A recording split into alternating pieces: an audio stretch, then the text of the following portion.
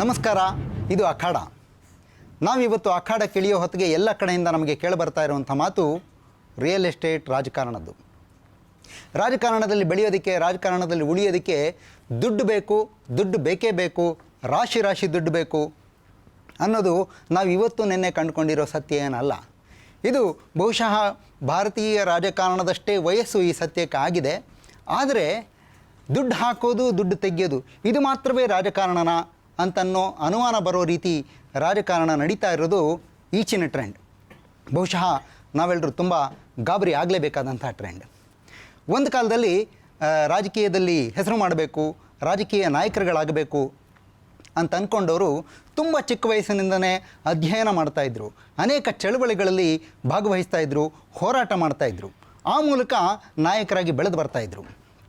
ಅಥವಾ ಅನೇಕ ಸಂಘ ಸಂಸ್ಥೆಗಳನ್ನು ಕಟ್ಟಿ ನಿಸ್ವಾರ್ಥವಾಗಿ ಸೇವೆ ಮಾಡ್ತಾ, ಜನರಿಗೆ ಹತ್ತಿರವಾಗಿ ಬದುಕ್ತಾ ಹೆಸರು ಮಾಡಿ ನಾಯಕರಾಗ್ತಾಯಿದ್ರು. ಆದರೆ ಈಗ ಅಂಥವ್ರು ಎಲ್ಲಿದ್ದಾರೆ? ಈಗ ರಾಜಕೀಯಕ್ಕೆ ಎಂಥವ್ರು ಬರ್ತಾ ಇದ್ದಾರೆ? ರಾಜಕೀಯ ಎಂಥವರ ಕೈಯಲ್ಲಿದೆ? ರಾಜಕಾರಣದ ಗುಣಮಟ್ಟ ಏನಾಗಿದೆ? ಇವೆಲ್ಲ ಪ್ರಶ್ನೆಗಳನ್ನು ಇಟ್ಕೊಂಡು ನಾವಿವತ್ತು ಅಖಾಡದಲ್ಲಿ ಸೇರಿದ್ದೀವಿ. ನಮ್ಮ ಅದೃಷ್ಟ, we have A wonderful gathering here. ನನಗೆ ತುಂಬ ಖುಷಿ ಆಗ್ತಾಯಿದೆ. ನಮ್ಮ ಜೊತೆ ಇವತ್ತು ಕಾಂಗ್ರೆಸ್ಸಿನ ಹಿರಿಯ ಮುಖಂಡರಾದ ಪ್ರೊಫೆಸರ್ ಬಿ ಕೆ ಚಂದ್ರಶೇಖರ್ ಅವರು ಬಂದಿದ್ದಾರೆ. ಅಮೆರಿಕಾದಿಂದ ಸಾಫ್ಟ್ವೇರ್ ಇಂಜಿನಿಯರ್ ಕೆಲಸವನ್ನು ಬಿಟ್ಟು ರಾಜಕಾರಣಕ್ಕೆ, ಒಂದು ಹೊಸತನದ ರಾಜಕೀಯದ ಪ್ರಯತ್ನಕ್ಕೆ ಕೈ ಹಾಕೋದಕ್ಕಾಗಿ ರವಿಕೃಷ್ಣ ರೆಡ್ಡಿ ಅವರು ಬಂದಿದ್ದಾರೆ. ಹಿರಿಯ ಸಾಹಿತಿ, ಹೋರಾಟಗಾರ ಬರಗೂರು ರಾಮಚಂದ್ರಪ್ಪ ಅವರಿದ್ದಾರೆ. ಮತ್ತು ಭಾರತೀಯ ಜನತಾ ಪಕ್ಷದ ಮುಖ್ಯಮಂತ್ರಿ ಚಂದ್ರು ಅವರು ಬಂದಿದ್ದಾರೆ. ಹಾಗೂ ಆಹ್ವಾನಿತ ಗಣ್ಯರು ಬಂದಿದ್ದಾರೆ. ನಾನು ಎಲ್ರಿಗೂ ಸ್ವಾಗತ ಕೊಡ್ತೇನೆ. Welcome to the show, welcome to the show to YouTube. ನಾನು ಬರಗೂರು ರಾಮಚಂದ್ರಪ್ಪ ಅವ್ರ ಹತ್ರ ಬರ್ತೇನೆ. ನಾನು ಹೀಗೆ ಹೇಳಿದರೆ ತಪ್ಪಾಗಲಿಕ್ಕಿಲ್ಲ. ಒಂದು ಕಾಲದಲ್ಲಿ ಕಾಂಗ್ರೆಸ್ ಪಕ್ಷ ಆಗಲಿ, ಸ್ವತಂತ್ರ ಪಾರ್ಟಿ ಆಗಲಿ, ಜನತಾ ಪಾರ್ಟಿ ಆಗಲಿ, ಕಮ್ಯುನಿಸ್ಟ್ ಪಾರ್ಟಿ ಆಗಲಿ, ಜನಸಂಘ ಆಗಲಿ, ಎಲ್ಲ ಪಕ್ಷಕ್ಕೂ ಒಂದು ನಿರ್ದಿಷ್ಟವಾದ ಸಿದ್ಧಾಂತ ಇತ್ತು, ತತ್ವ ಇತ್ತು, ವ್ಯಾಲ್ಯೂಸ್ ಇದ್ವು. ಇವತ್ತು ಯಾವುದಾದ್ರೂ ಪಕ್ಷಕ್ಕೆ ಆ ಥರದ ತತ್ವ, ಸಿದ್ಧಾಂತ, ಮೌಲ್ಯ ಇದೆಯಾ ಸರ್? ನಿಮ್ಮ ಪ್ರಶ್ನೆಯಲ್ಲೇನೇ ತತ್ವ ಸಿದ್ಧಾಂತ ಯಾವುದಕ್ಕೂ ಇಲ್ಲ ಅನ್ನೋಂಥ ಇದೆಯಾ ಅಂತ ಕೇಳ್ತೀನಿ. ತೀರ್ಮಾನದಿಂದಲೇ ಹೊರಟಾಗಿದೆ. ಆ ಪರ್ಸೆಪ್ಷನ್ ಇದೆ ನಮಗೆ. ಆ ಪರ್ಸೆಪ್ಷನ್ ನಿಜಾನ, ಸುಳ್ಳ? ಏನಾಗಿದೆ ಅಂದರೆ, ನಮ್ಮ ಎಲ್ಲ ರಾಜಕೀಯ ಪಕ್ಷಗಳೂ ಚುನಾವಣೆ ಸಂದರ್ಭದಲ್ಲಿ ತಮ್ಮ ನಿಲುವೇನು ಅನ್ನೋದನ್ನು ಪ್ರಕಟಿಸ್ತಾ ಇರೋದನ್ನು ನಾವು ನೋಡ್ತಿದ್ದೇವೆ.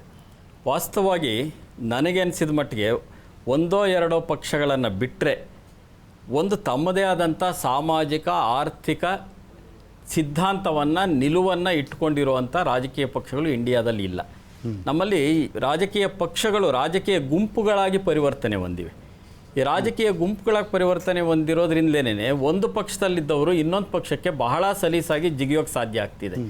ಒಂದು ಸಿದ್ಧಾಂತ ಇದ್ದಾಗ ಏನಾಗುತ್ತೆ ಅಂದರೆ, ತಾನು ಒಪ್ಕೊಂಡಿದ್ದಂಥ ಸಿದ್ಧಾಂತವನ್ನು ಬಿಟ್ಟು ಇನ್ನೊಂದು ಸಿದ್ಧಾಂತಕ್ಕೆ ಜಿಗಿಯೋದು ಅಷ್ಟು ಸುಲಭ ಅಲ್ಲ. ಹಾಗಾಗಿ ಪಕ್ಷಾಂತರ ಅನ್ನೋದು ಇದೆಯಲ್ಲ, ಈ ಪಕ್ಷಾಂತರ ಅನ್ನೋದು ಯಾಕೆ ಸುಲಭ ಆಗಿದೆ ಅಂತಂದರೆ, ರಾಜಕೀಯ ಪಕ್ಷಗಳಿಗೆ ನಿರ್ದಿಷ್ಟವಾಗಿರುವಂತಹ, ತಾವು ನಂಬಲೇಬೇಕಾಗಿರ್ತಕ್ಕಂತಹ ಕೆಲವು ಸಾಮಾಜಿಕ, ಆರ್ಥಿಕ ಸಿದ್ಧಾಂತಗಳು ಕಡಿಮೆ ಆಗ್ತಾ ಇರೋದು, ಸಡಿಲಗೊಳ್ತಾ ಇರೋದನ್ನು ನಾವು ನೋಡ್ತೀವಿ. ಅದು ಪಕ್ಷಗಳಿಗೂ ಆಗ್ತಾ ಇದೆ, ರಾಜಕಾರಣಿಗಳಿಗೂ ಆಗ್ತಾ ಇದೆ. ಅಂದರೆ ನನಗೆ ಈ ಪಕ್ಷದಲ್ಲಿ ಲಾಭ ಸಿಗಲಿಲ್ಲ ಅಂದರೆ ನಾನು ಇನ್ನೊಂದು ಪಕ್ಷಕ್ಕೆ ಹೋಗ್ತೀನಿ, ಇಲ್ಲಿ ಟಿಕೆಟ್ ಸಿಗಲಿಲ್ಲ ಇನ್ನೊಂದು ಕಡೆಗೆ ಹೋಗ್ತೀನಿ. ಇದು ಮೊದಲು ಪಕ್ಷಗಳಿಗಾಗತ್ತೆ.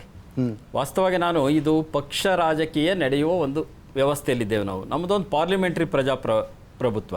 ಹಾಗಾಗಿ ಒಬ್ಬ ವ್ಯಕ್ತಿಯ ವ್ಯಕ್ತಿತ್ವ ಸುಧಾರಿಸಿಬಿಟ್ರೆ ಎಲ್ಲವೂ ಸುಧಾರಿಸಿಬಿಡುತ್ತೆ ಅಂತ ನಾನು ನಂಬ್ಕೊಂಡಿಲ್ಲ. ವ್ಯಕ್ತಿಯ ವ್ಯಕ್ತಿತ್ವನೂ ಮುಖ್ಯ. ಆದರೆ ಆ ವ್ಯಕ್ತಿತ್ವ ಇದೆಯಲ್ಲ, ಆ ವ್ಯಕ್ತಿತ್ವ ಎಲ್ಲಿ ಇರುತ್ತೆ? ಒಂದು ನಿರ್ದಿಷ್ಟ ರಾಜಕೀಯ ಪಕ್ಷವನ್ನು ಪ್ರತಿನಿಧಿಸ್ತಾ ಇರುತ್ತೆ ಅದು.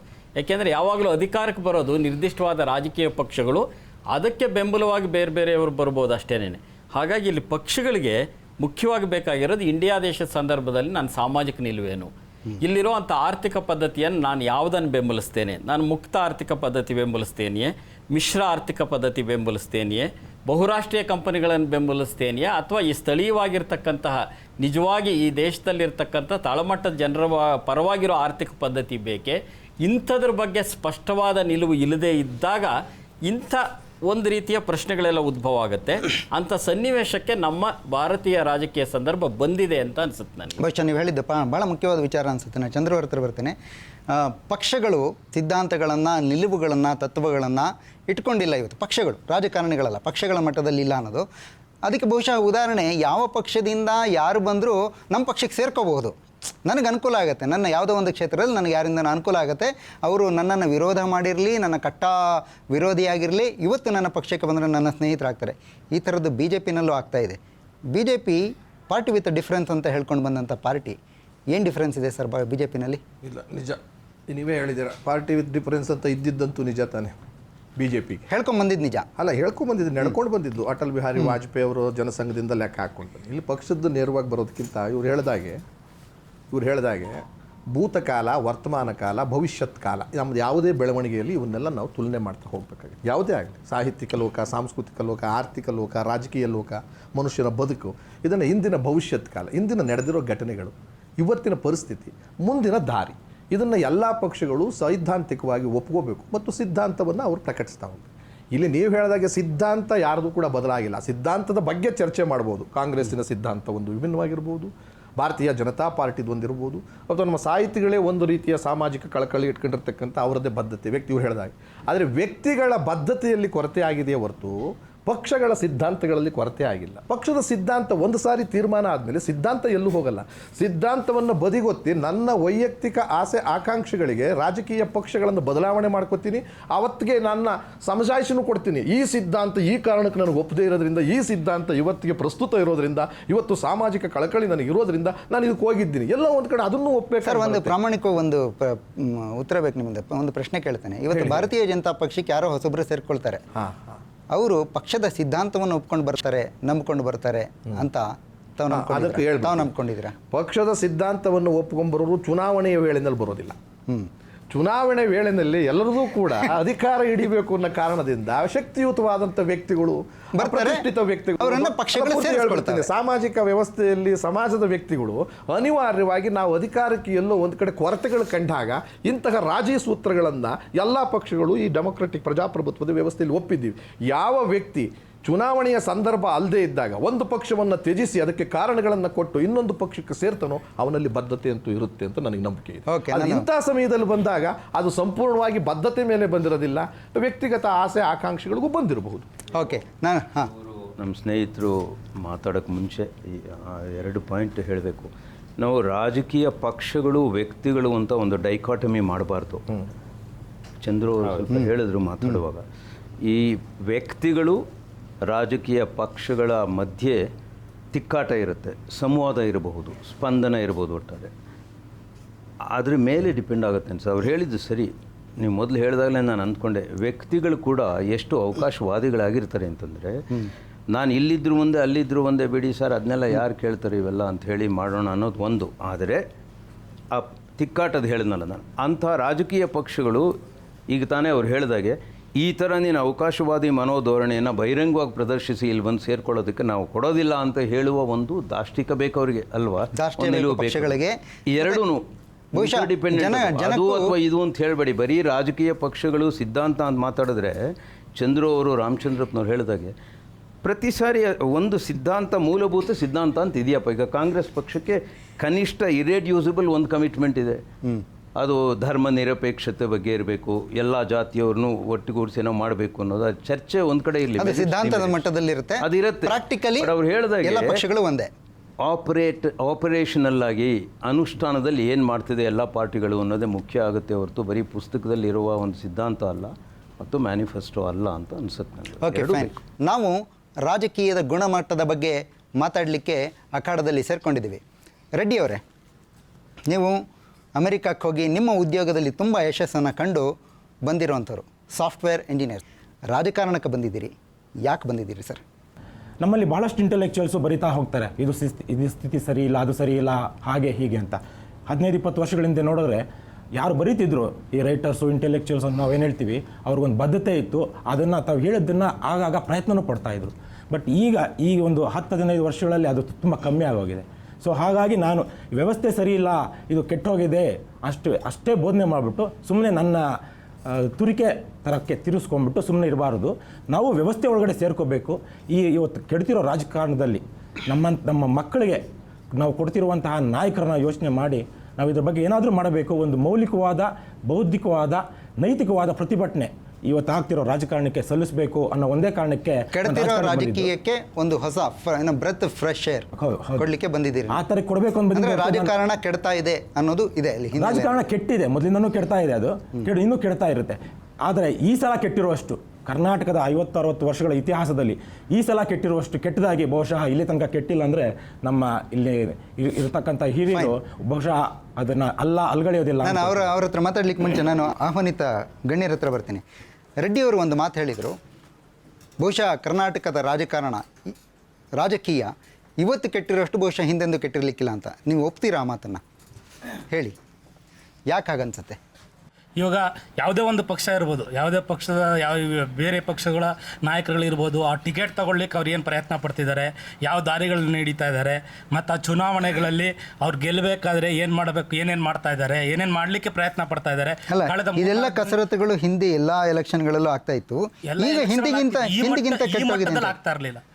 ಇವತ್ತು ಏನು ನಡೀತಾ ಇದೆ ಈ ಮಟ್ಟದಲ್ಲಿ ಆಗ್ತಾ ಇರಲಿಲ್ಲ. ಓಕೆ, ಒಪ್ತೀರಾ ಅದನ್ನ? ಫೈನ್. ಹೆಚ್ಚಿನದಾಗಿ ರಿಯಲ್ ಎಸ್ಟೇಟ್ ಉದ್ಯಮಿಗಳು ಇವತ್ತೆಲ್ಲರನ್ನೂ ಕಂಟ್ರೋಲ್ ಮಾಡ್ತಿದ್ದಾರೆ. ಒಬ್ಬ ಹೈಕಮಾಂಡನ್ನು ಕಮೆಂಟ್ ಮಾಡೋ ಅಷ್ಟು ಶಕ್ತಿ ಅವರು ಬೆಳೆಸ್ಕೊಂಡಿದ್ದಾರೆ. ಅಂದರೆ ಆರ್ಥಿಕವಾಗಿ ಬಲಿಷ್ಠರಾಗಿದ್ದಾರೆ. ಇದರಿಂದ ಸಮಾಜದ ಭಾವನೆಗಳಿಗೆ ಇವರು ಬಲಿ ಕೊಡ್ತಾ ಇದ್ದಾರೆ. Okay, fine. ನೀವು ಪ್ರಸ್ತಾಪ ಮಾಡಿದ ಒಂದು ವಿಚಾರ ಮತ್ತೆ ಬರ್ತೀನಿ. ನಾನು ಪ್ರಸ್ತಾಪ ಮಾಡಿದ ಒಂದು ವಿಚಾರದ ಬಗ್ಗೆ ನಾನು ಚಂದ್ರು ಅವ್ರ ಹತ್ರ ರಿಯಾಕ್ಷನ್ ತಗೋಬೇಕು. ರಿಯಲ್ ಎಸ್ಟೇಟ್ನವ್ರಿಗೆ ಟಿಕೆಟ್ ಕೊಡೋದ್ರ ಬಗ್ಗೆ ಪ್ರಸ್ತಾಪ ಆಯಿತು, ತುಂಬ ಚರ್ಚೆ ಆಗ್ತಾ ಇದೆ. ಈ ವಿಚಾರ ಮೊನ್ನೆ BJP ಟಿಕೆಟ್ ಅನೌನ್ಸ್ ಆದಾಗ ಬಂದ ಟೀಕೆಗಳಿಗೆ ಸದಾನಂದ ಗೌಡರು ಒಂದು ಮಾತು ಹೇಳಿದರು. ನಾವು ರಿಯಲ್ ಎಸ್ಟೇಟ್ ಉದ್ಯಮಿಗಳಿಗೆ ಟಿಕೆಟ್ ಕೊಟ್ಟಿಲ್ಲ, ಅಕಸ್ಮಾತ್ ಕೊಟ್ಟರು ತಪ್ಪೇನಿದೆ, ಅವ್ರು ನ್ಯಾಯಯುತವಾಗಿ ರಿಯಲ್ ಎಸ್ಟೇಟ್ ಬಿಸ್ನೆಸ್ ಮಾಡ್ತಿರ್ತಾರೆ ಅಂತ ಹೇಳಿ. ಇದನ್ನು ತಾವು ಸಮರ್ಥಿಸ್ಕೊಳ್ತೀರಾ? ವೃತ್ತಿ ಮತ್ತು ಪ್ರವೃತ್ತಿ ಅಂತ ಎರಡು ವಿಧ. ವೃತ್ತಿ, ಪ್ರತಿಯೊಬ್ಬ ಮನುಷ್ಯನಲ್ಲೂ ಒಂದೊಂದು ವೃತ್ತಿ ಇರುತ್ತೆ. ಅವನ ಬದುಕಿಗೋಸ್ಕರ, ಅವನ ಸಂಸಾರದ ಜೀವನಕ್ಕೋಸ್ಕರ, ಅವನ ದಾರಿಗೋಸ್ಕರ. ಹಾಗಾಗಿ ಆಗಲೇ ಹೇಳಿದಾಗೆ ಸಾಹಿತಿಗಳೆಲ್ಲ ರಾಜಕಾರಣಿಗಳಾಗಬೇಕು ಅಂತಲ್ಲ, ಸಾಹಿತಿಗಳು ರಾಜಕಾರಣಿ ಆಗಬಾರ್ದು ಅಂತ ಇಲ್ಲ. ಹೀಗಾಗಿ ಇಲ್ಲಿ ರಾಜಕಾರಣಿಗಳು ಕೂಡ ಬೇರೆ ಬೇರೆ ವ್ಯಕ್ತಿಗತವಾಗಿ ಯಾವ್ಯಾವುದೋ ಒಂದು ರಂಗದಲ್ಲಿದ್ದಂಥವ್ರೆ. ನಾವೀಗ ಕೃಷಿಕರಿರ್ಬೋದು, ಲಾಯರ್ ಇರ್ಬೋದು, ಡಾಕ್ಟರ್ಸ್ ಇರ್ಬೋದು, ಇಂಜಿನಿಯರ್ಸ್ ಇರ್ಬೋದು. ಹಾಗಂತ ಅವರೆಲ್ಲ ಬರೋದಾದರೆ ನಮ್ಮ ಸಾಹಿತಿಗಳು ಯಾಕೆ ಬರಬಾರ್ದು? ಬರೋದು ಬಿಡೋದು ಅವ್ರು. ನಾನು ಇದಕ್ಕೆ ಒಂದೇ ನಿಮಿಷ, ಈ ಪರ್ಟಿಕ್ಯುಲರ್ ವಿಷಯಕ್ಕೆ ರಾಮಚಂದ್ರಪ್ಪ ಅವರೇ, ಸಾಹಿತಿಗಳು ಮತ್ತು ರಿಯಲ್ ಎಸ್ಟೇಟ್ ಉದ್ಯಮಿಗಳ ಸಮೀಕರಣ ಸರಿನಾ ಸರ್? ಅಲ್ಲ, ನಾನು ರಿಯಲ್ ಎಸ್ಟೇಟ್ ಹೇಳಿಲ್ಲ. ಒಂದು ನಿಮಿಷ ಇರಿ ಸರ್. ರಿಯಲ್ ಎಸ್ಟೇಟ್ ಅಂದರೆ ಒಂದು ನಿಮಿಷ, ಸಮೀಕರಣ ಅಲ್ಲ ರೀ. ಯಾರೇ ವ್ಯಕ್ತಿಗಳು ಸಂವಿಧಾನಾತ್ಮಕವಾಗಿ ರಾಜಕಾರಣಕ್ಕೆ ಬರಬಾರ್ದು ಅಂತ ತಡೆಯಕ್ಕೆ ಸಾಧ್ಯ ಇಲ್ಲ. ಮೆಂಟಲಿ ರಿಟಾರ್ಡೆಡ್ ಅಥವಾ ಕಲ್ಪ್ರಿಟ್ ಆಗಿರಬೇಕು ಅಧಿಕೃತವಾಗಿ. ಇಂಥವ್ರು ಬಿಟ್ಟರೆ 25 ವರ್ಷ ಆದಂಥವನಿಗೆ ಹಕ್ಕಿದೆ, ಸಂವಿಧಾನದಂಥ ಹಕ್ಕು. ಆದರೆ ಸಮಾಜದ ಇವರಾಗಲೇ ಗೆಳೆಯರು ಯಾರೋ ಹೇಳಿದಾಗೆ ಗಣಿ ವ್ಯವಹಾರದ ಅವನು ವ್ಯಾಪಾರ, ನ್ಯಾಯಬದ್ಧವಾಗಿ ವ್ಯಾಪಾರ ಮಾಡಿ ಅವನು ರಾಜಕಾರಣದಲ್ಲಿ ಸೇವೆ ಮಾಡ್ತೀನಿ ಅಂತಂದು ತಪ್ಪಿಲ್ಲ. ಅದರಲ್ಲಿ ದಂಧೆ ಆಗಿ ಏನೇನೋ ಆಗುತ್ತೆ ಅನ್ನೋದು ವಿಚಾರ ಸಪ್ರೇಟ್ ಮಾಡ್ತಾ ಹೋಗೋಣ. ಹಾಗಂತ ಇಲ್ಲಿರ್ತಕ್ಕಂಥ ಶ್ರೀಮಂತ ವರ್ಗದವ್ರು ಇಲ್ಲಿ ಯಾರು ರಾಜಕಾರಣಿಗಳೇ ಇಲ್ವಾ? ಇಲ್ಲಿ ಬೇಕಾದಷ್ಟು ಜನ ಇದ್ದಾರೆ. ಆದರೆ ಆ ಶ್ರೀಮಂತ ವರ್ಗದ ಪುರುಸೊತ್ತಿರುತ್ತಾ, ಪುರುಸೊತ್ತಿದ್ರು ಇದ್ರ ಬಗ್ಗೆ ಕಮಿಟ್ಮೆಂಟ್ ಇರುತ್ತಾ, ಬದ್ಧತೆ ಇಲ್ವಾ ಅನ್ನೋದು ಯೋಚನೆ ಮಾಡಬೇಕು. ವರ್ಗೀಕರಿಸಕ್ಕಾಗಲ್ಲ, ಇವ್ರು ಬರಬಾರ್ದು, ಇವ್ರು ಬರಬೇಕು. ಚಂದ್ರ ಅವರ ಮಾತಿಗೆ ನನಗನ್ನಿಸಿದ ಮಟ್ಟಿಗೆ ಇಂಡಿಯಾ ದೇಶದ ಆರ್ಥಿಕ ಆಗು ಹೋಗುಗಳನ್ನು ನಿಯಂತ್ರಿಸ್ತಕ್ಕಂಥವ್ರು ಈ ದೇಶದಲ್ಲಿರ್ತಕ್ಕಂಥ ಕೋಟ್ಯಾಧಿಪತಿಗಳು, ಉದ್ಯಮಪತಿಗಳು. ಈ ದೇಶದಲ್ಲಿ 53 ಜನ ಕೋಟ್ಯಾಧಿಪತಿಗಳಿದ್ದಾರೆ ಅಂತಾಗಿದೆ. ಅದರಲ್ಲಿ 21 ಜನ ಮಹಾರಾಷ್ಟ್ರದಲ್ಲಿ ಇದ್ದಾರೆ. ಅದೇ ಮಹಾರಾಷ್ಟ್ರದ ಒಳಗಡೆ 1995ರಿಂದ ಈ ಕಡೆ ಸತ್ತಿರೋರು ಎಷ್ಟು ಜನ ರೈತರು ಅಂದರೆ 36,000 ಜನ ರೈತರು ಆತ್ಮಹತ್ಯೆ ಮಾಡಿಕೊಂಡಿದ್ದಾರೆ. ಅಂದರೆ ಕೋಟ್ಯಾಧಿಪತಿಗಳು ಆರ್ಥಿಕ ನೀತಿ ನಿಲುವುಗಳನ್ನು ನಿಯಂತ್ರಿಸುವಷ್ಟರ ಮಟ್ಟಿಗಿದ್ದಾಗ ಈ ಮುಕ್ತ ಆರ್ಥಿಕ ಪದ್ಧತಿಯಲ್ಲಿ ಏನಾಗಿದೆ ಅಂದರೆ ಸರ್ಕಾರವನ್ನು ಉದ್ಯಮಪತಿಗಳು ನಿಯಂತ್ರಿಸ್ತಾ ಇದ್ದಾರೆ. ಪಕ್ಷಗಳನ್ನು ಈ ಥರದವ್ರು ನಿಯಂತ್ರಿಸೋಕ್ಕೆ ಶುರು ಮಾಡಿದರೆ, ಗಣಿಯವರು ರಿಯಲ್ ಎಸ್ಟೇಟ್ನವರು ನಿಯಂತ್ರಿಸೋಕ್ಕೆ ಶುರು ಮಾಡಿದರೆ, ಆಗ ಪಕ್ಷಗಳು ತಮ್ಮ ಸಿದ್ಧಾಂತಗಳು ಏನಿವೆ, ಮೂಲ ಸಿದ್ಧಾಂತಗಳು ಇವೆ ಅಂತ ಹೇಳ್ತಾರಲ್ಲ ರಾಜಕೀಯ ಪಕ್ಷಗಳು, ಅದನ್ನು ಪ್ರಯೋಗಿಸುವ ಸಂದರ್ಭದ ಒಳಗಡೆ ಖಂಡಿತ ತಪ್ಪು ಹಾದಿ ಹಿಡಿಯುತ್ತವೆ ಅನ್ನೋದೇ ನಮ್ಮಂಥವ್ರ ಆತಂಕ. ಅವರು ಬರಬಾರ್ದು ಅಂತ ಹೇಳಕ್ಕೆ ನಮ್ಗೆ ಹಕ್ಕಿಲ್ಲ, ಬರೋಕ್ಕೆ ಅವ್ರಿಗೆ ಹಕ್ಕಿದೆ. ಆದರೆ ಬಂದು ಜನರಿಗೆ ದ್ರೋಹ ಮಾಡೋಕ್ಕೆ ಅವ್ರಿಗೆ ಹಕ್ಕಿಲ್ಲ. ಅದೇ ಚಂದ್ರಶೇಖರ್ ಅವರೇ, ಈಗ ಅವರು ರಿಯಲ್ ಎಸ್ಟೇಟ್ ಉದ್ಯಮಗಳಿಗೆ ಟಿಕೆಟ್ ಕೊಡೋದನ್ನು ಸಮರ್ಥಿಸ್ಕೋಬೋದು, ಯಾರು ಬೇಕಿದ್ರೂ ಬರ್ಬೋದು ಅಂತೇಳಿ. ಆದರೆ ನಾನು ಕೇಳೋದು, ಈಗ BJPನಲ್ಲಿ ABVP ಥರದ ಒಂದು ತಳಮಟ್ಟದ ಒಂದು ಆರ್ಗನೈಸೇಷನ್ ಇರುತ್ತೆ. ಕಾಂಗ್ರೆಸ್ನಲ್ಲಿ ಸೇವಾದಳ ಇರುತ್ತೆ, ಮತ್ತು ಯಾವುದೋ ಆರ್ಗನೈಸೇಷನ್ ಇರುತ್ತೆ. ಅಲ್ಲಿ ವರ್ಷಗಟ್ಟಲೆ ಕೆಲಸ ಮಾಡಿ ಪಕ್ಷದ ಸಿದ್ಧಾಂತವನ್ನು ನಂಬಿಕೊಂಡು ಪಕ್ಷದ ಸಿದ್ಧಾಂತಗಳಿಗೋಸ್ಕರ ಹೋರಾಟ ಮಾಡಿದವರು ಇರ್ತಾರೆ. ಅವರು ಚುನಾವಣೆ ಸಂದರ್ಭ ಬಂದಾಗೆಲ್ಲೋ ಹಿಂದ್ಗಡೆ ಹಿಂಬಾಲಕರಾಗಿ ರಿಯಲ್ ಎಸ್ಟೇಟ್ ಉದ್ಯಮಿಗಳು ಟಿಕೆಟ್ ತೊಗೊಂಡ್ಬಿಡ್ತಾರೆ. ನೋಡಿ, ಸರಿನಾ ಇದು?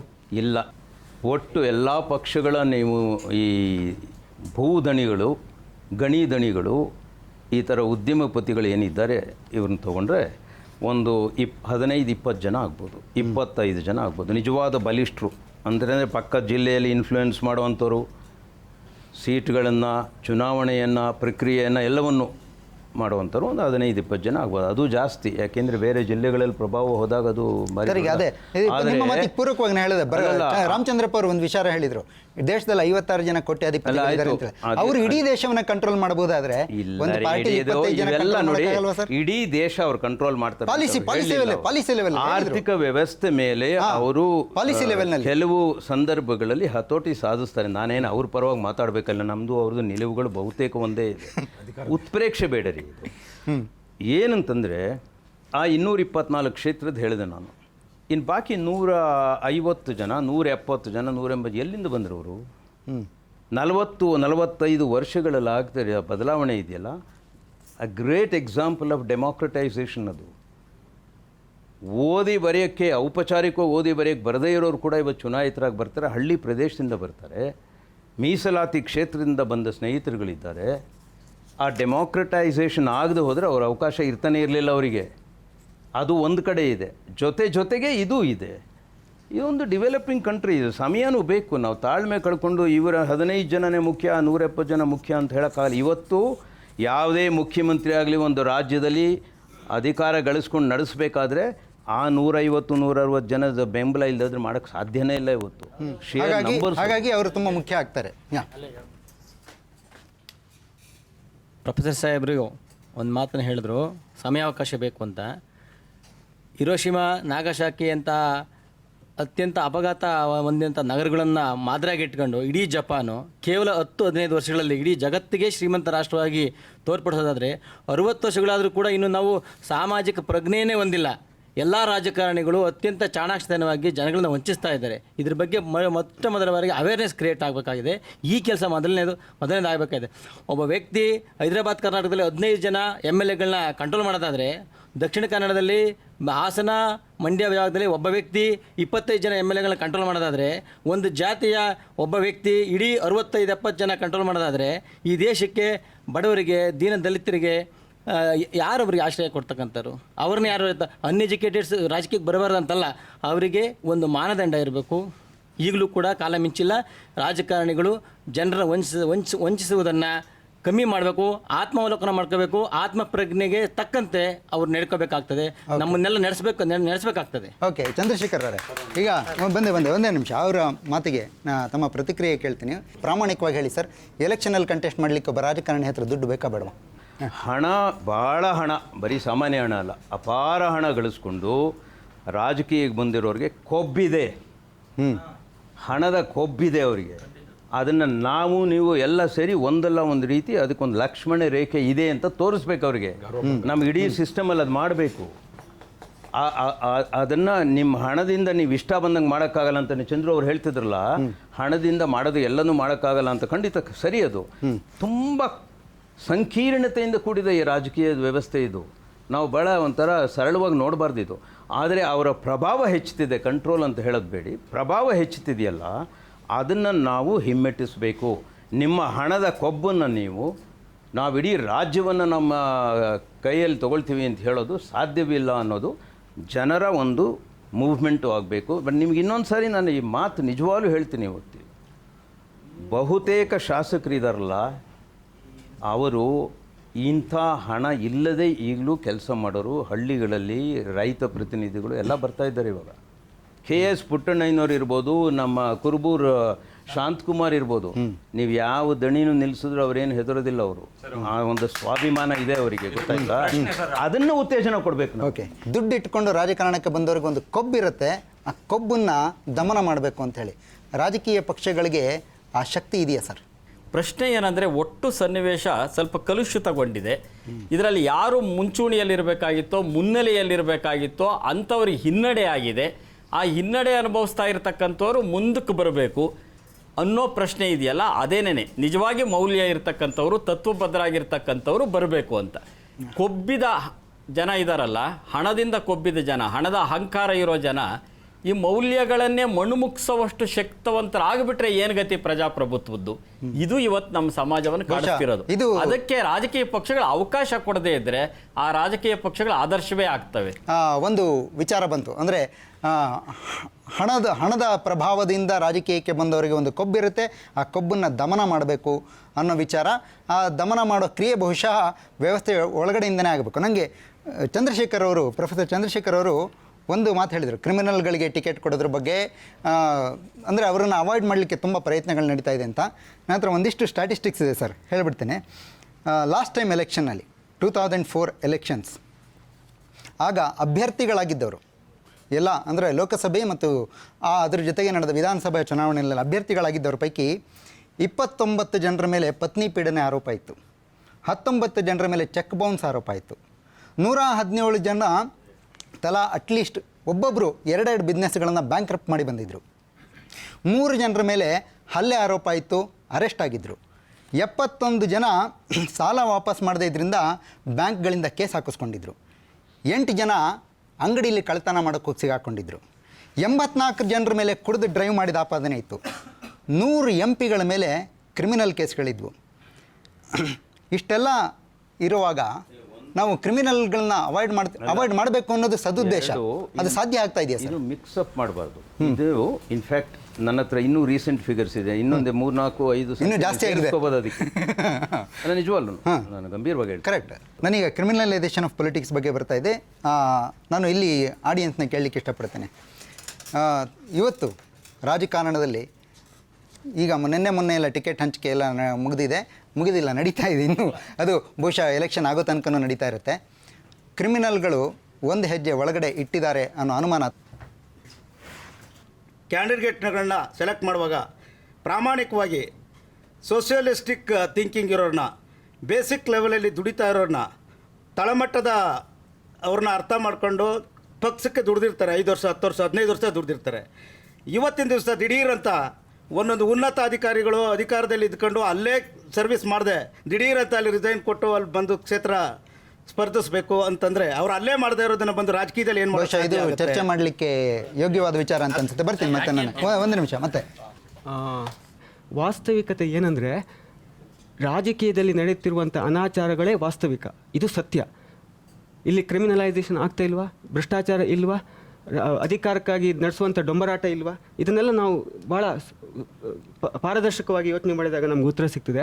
ಮತ್ತೊಂದು ನನ್ನ ಒಂದು ವೈಯಕ್ತಿಕ ಅಭಿಪ್ರಾಯ, ರಾಷ್ಟ್ರೀಯ ರಾಜಕೀಯ ಪಕ್ಷಗಳ ಮೇಲೆ ಯಾವ ರೀತಿಯ ಇವತ್ತು ಡಿಕ್ಲೈನ್ ಆಗ್ತಾ ಇದೆ.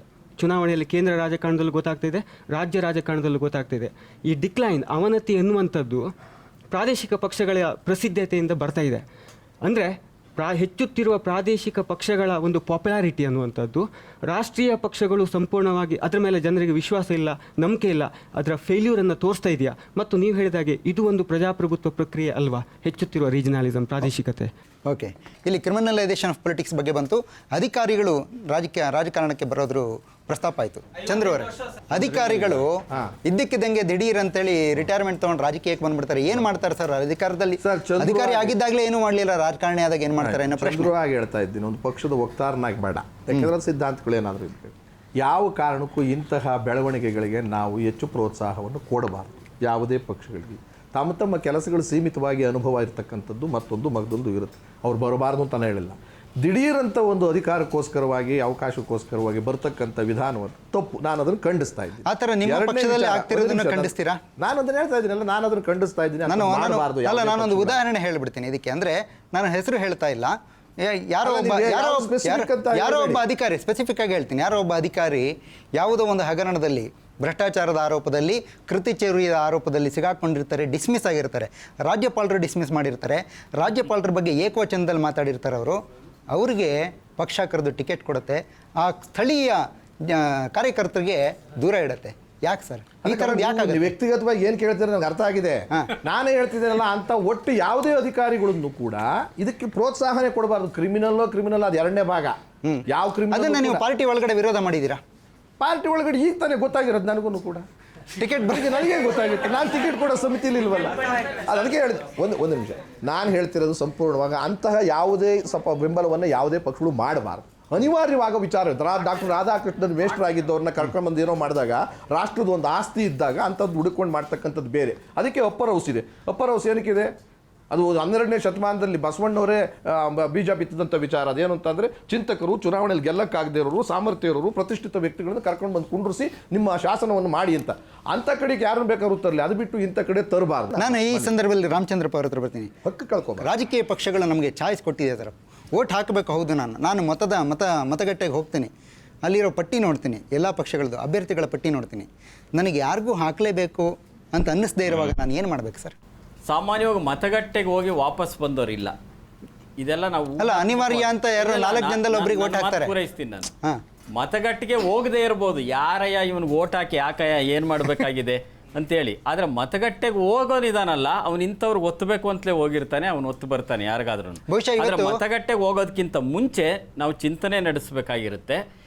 ಒಂದು, ನಾವು ಮತವನ್ನು ಚಲಾಯಿಸೋದೇ ಸರಿ ಇಲ್ವೇನೋ ಅನ್ನುವಂಥ ಭಾವನೆ ಬರುವಂತಹ ಒಂದು ವಾತಾವರಣ ನಿರ್ಮಾಣ ಆಗಿದೆ ಅಂತ ಅನಿಸಿದರೆ ಅದನ್ನು ಬದಲಾಯಿಸುವ ಜವಾಬ್ದಾರಿ ರಾಜಕೀಯ ಪಕ್ಷಗಳ ಮೇಲೂ ಇದೆ, ಚಿಂತಕರ ಮೇಲಿದೆ, ಇಲ್ಲಿರೋ ಅಂಥ ಎಲ್ಲ ಜನಗಳ ಮೇಲೂ ಇದಿರುತ್ತೆ. ಆ ದಿಕ್ಕಿನಲ್ಲಿ ಒಂದು ವಿಚಾರ ಮಾಡಬೇಕು. ಎರಡನೇದು, ನಾವು ಮತ ಚಲಾಯಿಸಬೇಕು ಯಾಕೆ ಅಂತಂದರೆ ನಮಗೆ ಇರುವ ಆಯ್ಕೆಗಳಲ್ಲಿಯೇ ಇದ್ದದರಲ್ಲಿ ಉತ್ತಮವಾದದ್ದನ್ನು ಆಯ್ಕೆ ಮಾಡ್ಕೋಬೇಕು. ನಾವು ಇದ್ದದ್ರಲ್ಲಿ ಹೌದು, ಇಲ್ಲದೇ ಇದ್ದರೆ ಏನಾಗುತ್ತೆ, ಕಡೆಗೆ ನಾವು ಇದ್ದದ್ರಲ್ಲಿ ಉತ್ತಮವಾದದ್ದನ್ನು ಆಯ್ಕೆ ಮಾಡ್ಕೊಳ್ಳದೇ ಇದ್ರೆ ನಾವು ಉತ್ತಮವಾದದ್ದೇ ಇಲ್ಲ ಅಂತ ಹೇಳೋಕೆ ನಮ್ಗೆ ಹಕ್ಕಿಲ್ಲ. 50% ಓಟ್ ಇಲ್ದ್ರು ಗೆಲ್ಬಹುದು, 15% ಓಟ್ ಬಿದ್ರು ಡಿಕ್ಲೇರ್ ಅಂತೂ ಆಗೋಗ್ಬಿಡ್ತದೆ.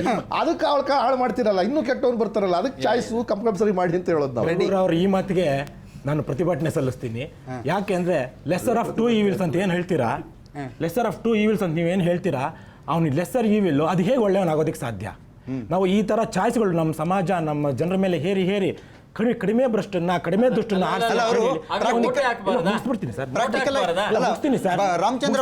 ಪ್ರಾಕ್ಟಿಕಲ್ ವಿಷಯ ಏನು ಮಾಡ್ಲಿಕ್ಕೆ ಆಗೋದಿಲ್ಲ. ಹೇಳಿ ನಮ್ಮ ಜನ ಕಾಂಪ್ರಮೈಸ್ ಮಾಡ್ಬಿಟ್ಟಿದ್ದಾರೆ.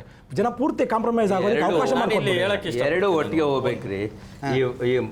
ಸಾರಿ, ಮತ ಚಲಾಯಿಸಬೇಕು ಅನ್ನೋ ಒಂದು ಚಳವಳಿ, ಆಂದೋಲನ ಅಥವಾ ಜನಾಭಿಪ್ರಾಯ ಇದೆ ನೋಡಿ.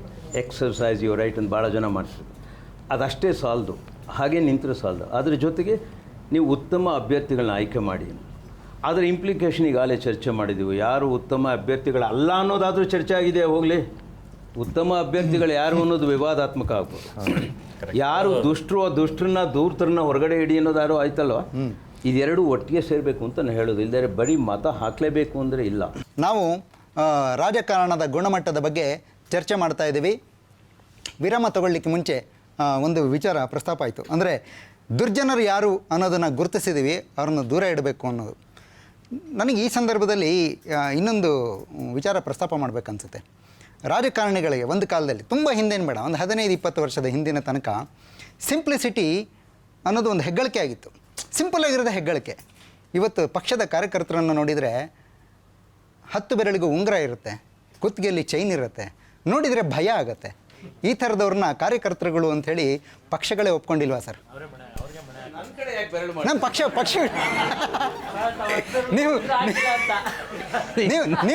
ನೀವು ಸರಳವಾಗಿದ್ದೀರಿ, ನೀವು ಯಾಕೆ ಆ ಥರದವ್ರನ್ನ ಒಪ್ಕೊಳ್ತೀರಿ ಅಂತೇಳಿ ನಾ ಇಲ್ಲಿಂದ ಶುರು ಮಾಡ್ಕೊಳ್ತೀನಿ. ಮನುಷ್ಯನ ಆಸೆಗಳಿಗೆ ಯಾಕ್ರಿ ನೀವು ಅಡ್ಡಿ ಅವ್ನು ದುಡ್ದಿದ್ದಾನೆ, ಅವ್ನು ಹಾಕಂತಾನಪ್ಪ. ಹೆಂಗ್ ದುಡ್ದವನು ಅನ್ನೋದ್ರ ಬಗ್ಗೆ ಪ್ರಶ್ನೆ ಮಾಡಿ. ಯಾಕೆ ದುಡ್ದ ಅವನು? ಚೆನ್ನಾಗೇ ದುಡ್ಡು. ನಾನು ಒಂದು ಯಾವುದೋ ಒಂದು ಲಾಟ್ರಿನಲ್ಲಿ 8 ಕೋಟಿ ಬಂತಪ್ಪ, ಮೈ ತುಂಬಾ ಬಂಗಾರ ಹಾಕದ್ ನಾನು ಮುಚ್ಚೋದು ತಪ್ಪಲ್ಲ. ತಪ್ಪು ಯಾಕಾಗತ್ತೆ? ಅಂದ್ರೆ ಜನಕ್ಕೆ ಒಬ್ಬ ಜನನಾಯಕ ಒಡವೆಗಳು ನಾವು ಈಚೆಗೆ ತೆಗೆದಾಗ ಇಟ್ಟವ್ರೆ, ಅದಕ್ಕಿಂತ ಬೆಟರ್ ಅಲ್ವಾ? ಈ ಸಂದರ್ಭದಲ್ಲಿ ಚಂದ್ರು, ನೀವು ಒಂದು ಒಪ್ಕೋಬೇಕಪ್ಪ. ನೀವು 10 ಬೆರಳುಗಳು ಉಂಗುರ ಹಾಕ್ರೆ ಅಸಹ್ಯ, ಆದ್ರೆ ಅವರು ಕಾರ್ಯಕರ್ತರು ಆಗಬಾರ್ದು ಅಂತ ವಾದ ಮಾಡೋದಿದೆಯಲ್ಲ. ಅಲ್ಲಲ್ಲ, ಒಂದು ಅವ್ರು ಯಾವ ರೀತಿ ದುಡ್ದಿದ್ದಾರೆ, ಯಾವ ತರದ ಗುಣ ಇದೆ ಅವನಿಗೆ ಅನ್ನೋದು ಯೋಚನೆ ಮಾಡಬೇಕು. ಒಂದು ವಿಚಾರ ಇಲ್ಲಿ ಒಂದು ವಿಚಾರ ಪ್ರಸ್ತಾಪ ಮಾಡ್ತೀನಿ. ಯಾಕೆ ವಿಚಾರ ಹೇಳಿದೆ ಅಂತಂದ್ರೆ, ಲೋಹಿಯಾ ಅವರು ಬರ್ಕೊಂಡಿದ್ದಾರೆ. ಲೋಹಿಯಾ ಅವರ ಹತ್ರ ಗಾಂಧೀಜಿ ಮಾತಾಡುವಾಗ ನೀವು ಸಿಗರೇಟ್ ಸೇದೋದು ಬಿಡಿ ಅಂತ ಹೇಳಿದ್ರಂತೆ ಲೋಹಿಯಾ. ಹೇಳಿದ್ರು. ಯಾಕೆ ಹೇಳಿದ್ರು ಅಂತಂದ್ರೆ, ನೀವು ಸಿಗರೇಟ್ ಸೇದಿದ್ರೆ ಜನರಿಂದ ದೂರ ಆಗ್ಬಿಡ್ತೀರಿ, ಜನರಿಗೆ ನಮ್ಮವನು ಇವನು ಅಂತ ಅನ್ನಿಸ್ಬೇಕು, ನೀವು ಜನನಾಯಕರಾಗೋರು ಈ ಥರದನ್ನ ಬಿಡಿ ಅಂತ ಹೇಳಿದ್ರು. ಲೋಹಿಯಾ ಅವರು ಗಾಂಧಿ ಸಾಯೋ ತನಕ ಸಿಗರೇಟ್ ಸೇದೋದನ್ನು ಬಿಟ್ಟಿದ್ರು. ಅಂದರೆ ಆ ಕಲ್ಪನೆ ಜನನಾಯಕರಾದವನು ಜನರ ಜೊತೆ ಗುರುತಿಸ್ಕೋಬೇಕು ಅನ್ನೋದು ಆ ಥರದ್ದು ಇದೆ ಹೊಟ್ಟೋಗಿದೆ. ನಮಗೆ ಭಯ ಆಗ್ತಾ ಇದೆ. ಭಯ ಆಗಲ್ವಾ ರಾಮಚಂದ್ರಪ್ಪ ಅವರೇ? ಅದನ್ನೆಲ್ಲ ಕಲೀರಪ್ಪ ಅಂತವ್ರು ಅಂತ ಹೇಳ ಏನ್ ಮಾಡಕ್ಕೆ. ನಾವು ಇಲ್ಲಿವರೆಗೆ ಏನು ಮಾತಾಡಿದ್ವಿ, ಸಂಪತ್ತನ್ನ ಅನ್ಯಾಯದ ಮಾರ್ಗದಲ್ಲಿ ಪಡೆಯೋದನ್ನ ನಾವೆಲ್ಲ ವಿರೋಧಿಸ್ತಾ ಬಂದಿದ್ದೀವಿ. ಹಾಗೇನೇನೆ ಸಂಪತ್ತನ್ನ ವಿಕೃತವಾಗಿ ಪ್ರದರ್ಶನ ಮಾಡೋದನ್ನು ವಿರೋಧಿಸ್ಬೇಕು ನಾವು. ವಿಕೃತವಾಗಿ ಪ್ರದರ್ಶನ ಆಮೇಲೆ ಅನಂತವ್ರೆ ಅವಾಗ ಆ ಮನೋಧರ್ಮ ಬೇರೆ ಆಗಿರುತ್ತೆ. ಅವ್ರ ಅಭ್ಯರ್ಥಿ ಆಗಕ್ಕೆ ಅನರ್ಹತೆ ಅಂತ ಹೆಂಗ್ ಹೇಳ್ತೀರಾ? ನೋಡಿ, ನಾನು ಒಂದು ಕಾಸು ನಮ್ಮ ಪಕ್ಷದಲ್ಲಿ ಯಾರು ಯಾವುದೇ ರೀತಿ ಎಷ್ಟೇ ಇಂಡೈರೆಕ್ಟ್ ಆಗಿ ನನ್ನ ಕಡೆ ತಿರುಗಿ ನೋಡಿ ಕೇಳಿಲ್ಲ. ನನಗೆ ಎಲ್ಲ ಸ್ಥಾನಮಾನಗಳನ್ನು ಕೊಟ್ಟಿದ್ದಾರೆ. Yes something happening. ಅದಕ್ಕೆ ಹೇಳಿದ್ದು ಕಾಂಪ್ಲೆಕ್ಸ್ ಫೆನಾಮಿನಾ ಇದು. ನಾನೇನು ಎಲ್ಲಿಗೆ ಹೋಗೋದೇ ಇಲ್ಲ. ದುಡ್ಡಿನ ಕೊಬ್ಬಿನ ಜೊತೆಗೆ ಬಹುಶಃ ಈ ಥರದ ಅಗತ್ಯಗಳು ಪಕ್ಷಗಳಿಗಿರ್ತವೆ. ಅಂದರೆ ಪ್ರೊಫೆಸರ್ ಅಂತವರು ದುಡ್ಡು ಖರ್ಚು ಮಾಡಬೇಕಾದಿಲ್ಲ. ಯಾಕೆಂದ್ರೆ ಅವ್ರ ವಾಯ್ಸು ಅಂತ ಮುಖವಾಡಗಳು ಬೇಕು. ಪ್ರೊಫೆಸರ್ ಅಂತ ಮುಖವಾಡಗಳು ಪಕ್ಷಗಳಿಗೆ ಬೇಕಾಗಿದೆ. ಇನ್ನಂತ ಪಕ್ಷಗಳು ಇನ್ನು ಬಹಳ ಚೆನ್ನಾಗಿ ಮಾತಾಡ್ತಕ್ಕಂಥವ್ರು, ಒಳ್ಳೆ ಮಾತಿನ ಬ್ಯಾಕ್ ಗ್ರೌಂಡ್ ಇರ್ತಕ್ಕಂಥವ್ರು, ವಿದ್ಯಾವಂತರು ಅಂತ ಒಂದಷ್ಟು ಇರ್ಬೇಕು, ಇಟ್ಕೊಂಡಿರ್ತಾರೆ. ಇವ್ ಪಾಪ ಇವರಿಂದ ಏನು ಅವರಿಂದ ಉಪದ್ರವ ಇಲ್ಲ ಪಕ್ಷಗಳಿಗೆ. ಪಾಪ ಇವ್ರೇನು ಕೇಳಲ್ಲ. ಎಲ್ಲ ಒಂದ್ ಕಡೆ ಮತ್ತೆ ಯಾಕೆ ಇವ್ರಿಗೇನು ಬೇಕಿಲ್ಲ, ಇವ್ರಿಗೇನು ಮೋಸ ಮಾಡ್ಬೇಕು ಅಂತಿಲ್ಲ, ದುಡ್ಡು ಮಾಡ್ಬೇಕು ಅಂತಿಲ್ಲ. ಎಲ್ಲ ದೇವರು ಅವರಿಗೆ ನೆಮ್ಮದಿ ಕೊಟ್ಟಿದ್ದಾನೆ, ಆ ಕಾರಣಕ್ಕಿದ್ದಾರೆ. ಸೊ ಕೊಡಬೇಡಿ, ಅವನ ಮಂತ್ರಿ ಮಾಡಬೇಡಿ, ಅವನ ಸಭಾಪತಿ ಮಾಡಬೇಡಿ ಹೇಳಲ್ವಾ ಸರ್? ಈಗ sir coming to the same thing, ಅವ್ರು ಹೇಳ್ದಂಗೆ you protest to a certain extent. ಯಾವುದಕ್ಕೆ ಪ್ರೊಟೆಸ್ಟ್ ಮಾಡ್ತೀರೋ ಅದನ್ನು ಪ್ರೊಟೆಸ್ಟ್ ಮಾಡ್ತೀರಾ, but you don't expect anything. ನನ್ನ ಪ್ರಕಾರ they are using you are you are not using your power properly. ಒಳ್ಳೆ point ಮಾಡಿದ್ರಿ. ನಾನು ಅನಂತ ಒಂದು ಅವಕಾಶ, ಭಾಳ ಒಳ್ಳೆ ಮುಖ್ಯವಾದ point. I don't expect anything ಅಂತ ಹೇಳಬೇಡಿ. ನಾನು ನಿಜವಾಗಲೂ ಅಧಿಕಾರವನ್ನು ನಿರೀಕ್ಷೆ ಮಾಡ್ತೀನಿ. ಯಾಕೆ ಅಂತ ಹೇಳ್ತೀನಿ ನಿಮಗೆ. ಅಧಿಕಾರ ನಿಮ್ಮ ಕೈಲಿ ಇಲ್ಲದೆ ಹೋದರೆ, ನೇರವಾಗಿ to the extent we can use it, ಇಲ್ಲದೆ ಹೋದರೆ ನಾವು ಇಷ್ಟೊತ್ತು ಮಾತಾಡೋದು ಸಣ್ಣ ಪುಟ್ಟ ಬದಲಾವಣೆಗಳು ಮಾರ್ಪಾಡುಗಳು ಮಾಡೋದಕ್ಕೂ ಕಷ್ಟ ಆಗೋದಿಲ್ಲ. ಇಲ್ಲಿ ಅದಿದ್ದರೆ ಖಂಡಿತ ಮಾಡ್ಬೋದು ನಾವು, ಖಂಡಿತ ಮಾಡ್ಬೋದು. ಸರ್, ಪಾರ್ಟಿ ನಿಮ್ಮನ್ನು ಎಕ್ಸಾಮಿನ್ ಮಾಡಬೇಕು. ನೀವು ಮುಖವಾಡ ಆಗಿದ್ದೀರಿ, ಪಾರ್ಟಿ ನಿಮ್ಮನ್ನು ಬಳಸ್ಕೊಳ್ತಾ ಇದೆ ಅನ್ನೋ ಹೇಳಿದರೆ ಅದು ಸ್ವಲ್ಪ ಅದು ಸಿನಿಕತನ ಅನ್ಸುತ್ತೆ. ನಾನು ಹೇಳಿದ್ನಲ್ಲ, ಅಲ್ಲೇ ವಿರೋಧನೂ ಇರುತ್ತಲ್ಲ. ಮುಖವಾಡನೇ ಬೇಡ ಅಂತ ಹೇಳೋ ಜನ ಅಲ್ಲೇ ಇರ್ತಾರಲ್ಲ. ನಿಜವಾಗ್ಲೂ ಇದನ್ನು ನೀವು ಪರ್ಸೆಪ್ಷನ್ ಅಂತ ಹೇಳ್ಬೋದು, ವಾಸ್ತವ ಬೇರೆ ಇದೆ ಅಂತ ನೀವು ಹೇಳ್ಬೋದು. ಆದರೆ ಈ ಪರ್ಸೆಪ್ಷನ್ ಇದೆಯಲ್ಲ, ಇದೇ ಒಂದು ಡಿಸ್ಟರ್ಬಿಂಗ್ ಪರ್ಸೆಪ್ಷನ್. ನಮ್ಮ ಮಟ್ಟಿಗೆ ಹೊರಗಡೆ ಇರೋರಿಗೆ ರಾಜಕಾರಣ ನಮಗಲ್ಲ ಅಂತ ಸಜ್ಜನರಿಗೆ ಅನ್ನಿಸ್ಬಿಟ್ಟಿದೆ. ಇದನ್ನ ಬದಲಾವಣೆ ಮಾಡಲಿಕ್ಕೆ ನೀವು ಒಂದು ರಾಜಕೀಯ ಪಕ್ಷದ ಮುಖಂಡರಾಗಿದ್ದುಕೊಂಡು, ಚಿಂತಕರಾಗಿದ್ದುಕೊಂಡು ನೀವು ಯಾವ ದಾರಿನ ಸೂಚಿಸ್ತೀರಿ? ಏನಾದ್ರು ಮಾಡಬೇಕು ಇದಕ್ಕೆ? ನಾನು ಆ ಪ್ರಶ್ನೆಯನ್ನು ಸಂಪೂರ್ಣ ಒಪ್ಕೊಳ್ತೇನೆ. ಪರ್ಸೆಪ್ಷನ್ ಆದ ಮಾತ್ರಕ್ಕೆ ಅದನ್ನು ನಾವು ತಿರಸ್ಕರಿಸಕ್ಕೆ ಬರೋದಿಲ್ಲ. ಸಾರ್ವಜನಿಕ ವ್ಯವಹಾರದಲ್ಲಿ perception plays an extremely crucial role. ಅವ್ರ ತಪ್ಪು ತಿಳುವಳಿಕೆ ಇರ್ಬೋದು, ಆದರೆ ಅವರ ಬಗ್ಗೆ ಮತ ಚಲಾಯಿಸೋದು ಮತ್ತೊಂದು ಅಭಿಪ್ರಾಯ ಜನಕ್ಕೆ ಬಂದ್ಬಿಟ್ಟಿದೆ. ರಾಜಕೀಯ ಪಕ್ಷಗಳಲ್ಲಿ ನನಗೆ ಒಂದು ಅನ್ನಿಸ್ತಾ ಇದೆ ಕೇಳಿ, ನಾನು ಯಂಗರ್ ಜನರೇಷನ್ ತುಂಬ ಜನಕ್ಕೆ ಈಗಲೂ ಮಾತಾಡ್ತೇನೆ. ನಾನು ಪಾಠ ಮಾಡಿದ ದಿನದಿಂದ ಹಿಡಿದು ನನ್ನ ಮಗನನ್ನು ಸೇರಿ ದೊಡ್ಡ ಕಂದರೆ ಇದೆ ರೀ ಪೊಲಿಟಿಕಲ್ ಪಾರ್ಟೀಸ್ಗೂ ಆ ಯಂಗರ್ ಜನರೇಷನ್ಗೂ. ಒಂದು ಏನಿದೆ ಗೊತ್ತಾ ಅವರ ಅನಿಸಿಕೆ, ನಾವು ಮಾತನಾಡುವ ಭಾಷೆನೇ ನಿಮ್ಗೆ ಅರ್ಥವಾಗ್ತಿಲ್ಲ ರಾಜಕೀಯ ಪಕ್ಷಗಳಿಗೆ ಅಂತ ಹೇಳ್ತಾ ಇದ್ದಾರೆ ಅವರು. ಇದನ್ನು ನಾನು ಭಾಳ ಗಂಭೀರವಾಗಿ ತೊಗೋಬೇಕು ಅನ್ಸುತ್ತೆ. ಏನು ನಮ್ಮ ಜಾತಿ ಬಿಟ್ಟು ಒಂದು ಹೆಜ್ಜೆ ಮುಂದೆ ಇಟ್ಟಿಲ್ಲಪ್ಪ ನಾವು. ಯಾರು ಏನಾದ್ರು ಹೇಳ್ಕೊಳ್ಳಿ, ನಾನು ಸಾಮಾಜಿಕ ನ್ಯಾಯಕ್ಕೆ ಸಂಪೂರ್ಣ ಬದ್ಧ. ಆ ಕೆಲಸ ನಾವು ಮಾಡ್ತಾ ಇದ್ದೇವೆ, ಅದಿರಲಿ. ಇವತ್ತು 30% ಯಂಗ್ಸ್ಟರ್ಸ್ಗೆ ನಾವು ಸರ್ವೆ ಮಾಡಿಸಿದ್ದೀವಿ. We don't give a damn about your caste ಅಂತ. ರೆಡ್ಡಿ, ನೀವು ಏನೋ ಒಂದು ಹೊಸತನದ ಉದ್ದೇಶ ಇಟ್ಕೊಂಡು ಬಂದಿದ್ದೀರಿ. ಏನು ಮಾಡಬೇಕು? ಇವತ್ತಿನ ರಾಜಕಾರಣ ಕೆಟ್ಟೋಗಿದೆ ಅಂತ ನಿಮ್ಮ ಬಿಗಿನಿಂಗಲ್ಲಿ ಹೇಳಿದರೆ ಬಹುತೇಕರು ಎಲ್ಲರೂ ನಾವು ಅದಕ್ಕೆ ಕಾರಣಗಳನ್ನ ಹುಡುಕಿದ್ದೀವಿ.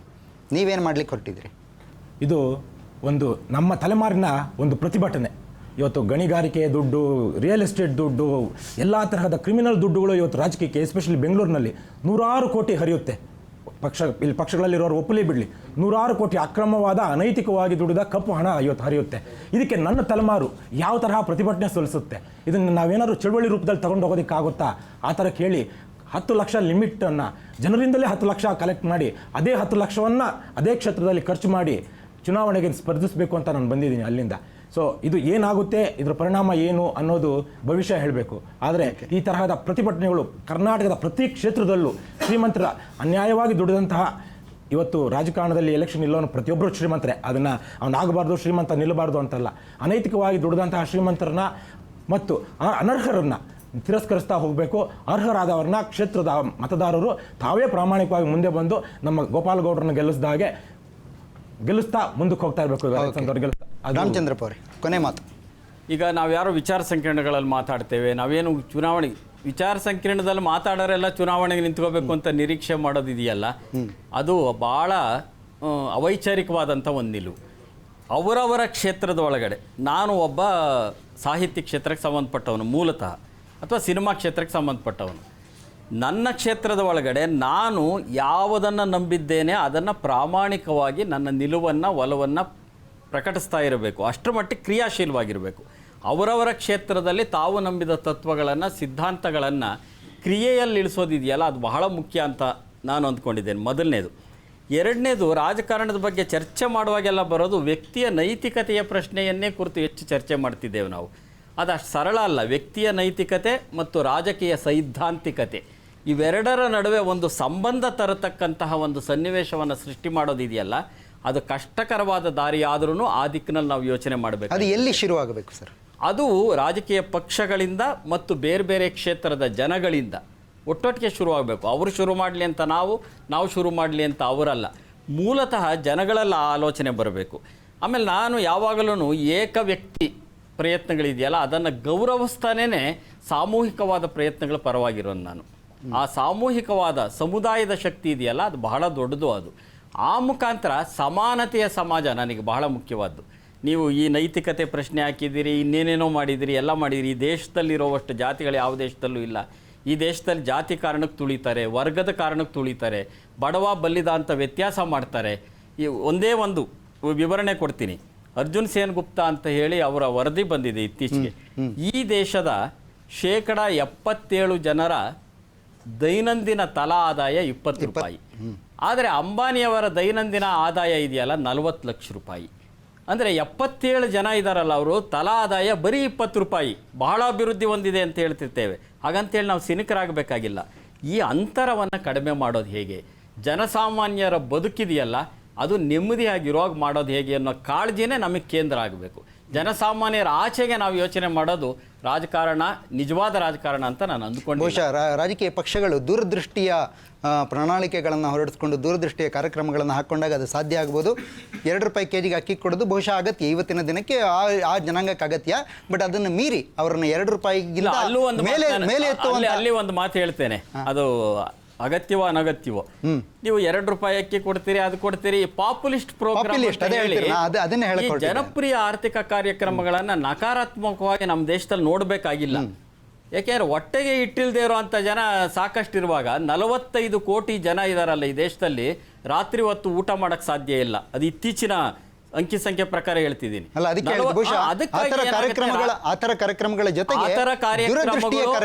ತಾತ್ಕಾಲಿಕ ಕಾರ್ಯಕ್ರಮಗಳು, ಆ ತಾತ್ಕಾಲಿಕ ಕಾರ್ಯಕ್ರಮಗಳನ್ನು ಸಹ ನಾವು ಸಿನಿಕಲ್ ಆಗಿ ನೋಡಬೇಕಾಗಿಲ್ಲ. ಆದ್ರೆ ಅಲ್ಲೇ ನಿಲ್ಲೋದಾದ್ರೆ ಅಲ್ಲೇ ನಿಲ್ಲಬಾರದು. ಅವರು 2 ರೂಪಾಯಿಗೆ ಕೆಜಿ ಅಕ್ಕಿ ತಗೊಳ್ಳೋ ಹಂತದಿಂದ ಮೇಲೆ ಇರಬೇಕು, ಅವರು ಅದಕ್ಕೆ ಪ್ರಯತ್ನ ನಡಿಬೇಕು ಅನ್ನೋದು. ಹೌದು. ಚಂದ್ರು ಅವರೇ, ಪಕ್ಷದ ಒಳಗಡೆ ನೀವು ನಿಮ್ಮ ಪ್ರತಿಭಟನೆಯನ್ನು ಸಲ್ಲಿಸಿ ಇವತ್ತಿಲ್ಲಿ ಚರ್ಚೆ ಆದ ವಿಚಾರಗಳನ್ನು ಅಲ್ಲಿಗೆ ತೊಗೊಂಬಂದು ಏನಾದ್ರು ಕ್ಲೀನ್ಸಿಂಗ್ ಶುರು ಮಾಡ್ಲಿಕ್ಕೆ ಸಾಧ್ಯನಾ? ಒಬ್ಬ ವ್ಯಕ್ತಿಯಿಂದ ರಾತ್ರಿ ಸಂಪೂರ್ಣ ಒಂದು ಕೆರೆ ಪೂರ್ತಿ ಕೆಟ್ಟಿದೆ, ಕ್ಲೀನ್ ಮಾಡಿಬಿಡ್ತೀನಿ ಅಂತ ಹೇಳ್ತಕ್ಕಂಥದ್ದು ಮೂರ್ಖತನದ ಪರಮಾವಧಿ. ಕೆರೆ ಕೆಡಕ್ಕೆ ಬಿಡಬಾರ್ದಾಗಿತ್ತು, ಕೆಟ್ಟೋಗಿತ್ತು. ಆದರೆ ಅದ್ರ ಹಿಂದ್ಗಡೆ ಜಮೀನು ಇದ್ದೇ ಇದೆ, ತೂಬ್ ಇದ್ದೇ ಇದೆ.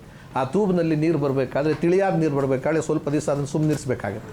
ಈ ಥರದಲ್ಲಿ ನಾವು ಸುಮ್ಮನಿರ್ತೀವಿ ಈ ಥರದ್ದು ಸಾಮೂಹಿಕ ಹೋರಾಟ ಮತ್ತು ಚಿಂತನೆ ಮತ್ತು ಪ್ರವೃತ್ತಿ ಆಗಬೇಕೇ ಹೊರತು ರಾಜಕಾರಣ ವೃತ್ತಿ ಆಗಬಾರ್ದು. ಮೊದಲನೇದಾಗಿ ಇದು ಶುದ್ಧ ಆಗಬೇಕಾದ್ರೆ ವೃತ್ತಿ ರಾಜಕಾರಣಿಗಳು ಯಾವತ್ತೂ ಆಗಬಾರ್ದು, ಪ್ರವೃತ್ತಿ ರಾಜಕಾರಣಿಗಳಾಗಬೇಕು. ನಮ್ಮದು ಏನೋ ವೃತ್ತಿ ಇದ್ಕೊಂಡು ಇದು ನಮ್ಮ ಸೇವೆ ಅಂತಕ್ಕಂಥದ್ದು ಒಂದು.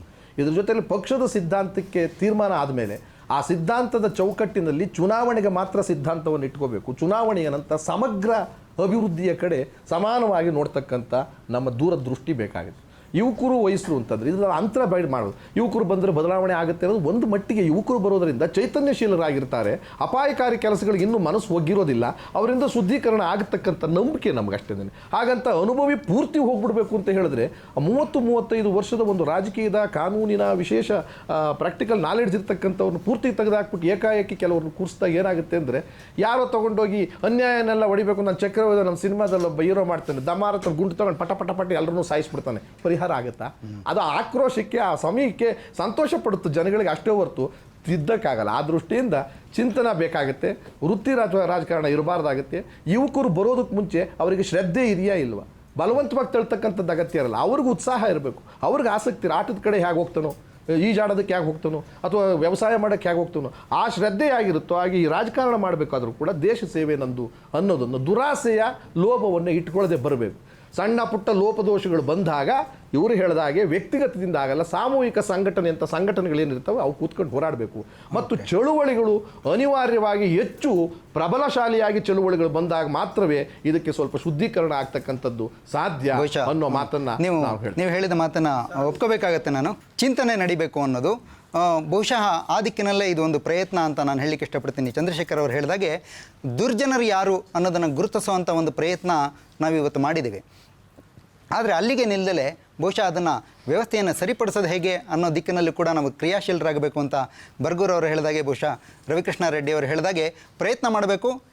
ಇದು ಚರ್ಚೆ ಮಟ್ಟದಲ್ಲೇ ನಿಲ್ಲಬಾರ್ದು, ಆದರೆ ಆ ದಿಕ್ಕಿನಲ್ಲಿ ಇವತ್ತಿಂದು ಒಂದು ಹೆಜ್ಜೆ ಅಂತ ಹೇಳಲಿಕ್ಕೆ ನಾನು ಇಷ್ಟಪಡ್ತೀನಿ. ಈ ಹೆಜ್ಜೆ ಇಲ್ಲಿಗೆ ನಿಲ್ಲದಲೇ ಬಹುಶಃ ರವಿಕೃಷ್ಣ ರೆಡ್ಡಿಯವರು ಕೈಗೆತ್ಕೊಂಡಿರುವಂಥ ಕೆಲಸ ಅನೇಕ ಯಂಗ್ಸ್ಟರ್ಗಳು ಕೈಗೆತ್ಕೊಂಡು ಬಹುಶಃ ಯಾವತ್ತೋ ಒಂದಿನ ಬದಲಾವಣೆ ಬರುತ್ತೆ ಅನ್ನೋ ನಿರೀಕ್ಷೆ ಇಟ್ಕೊಂಡು ಇವತ್ತಿನ ಚರ್ಚೆಯನ್ನು ಮುಗಿಸಬೇಕಾಗಿದೆ. ಪಾರ್ಟಿಸಿಪೇಟ್ ಮಾಡಿದ ಎಲ್ರಿಗೂ ಧನ್ಯವಾದಗಳು. Thank you so much. ಮತ್ತೆ ಮುಂದಿನ ವಾರ ಭೇಟಿಯಾಗೋಣ. ನಮಸ್ಕಾರ.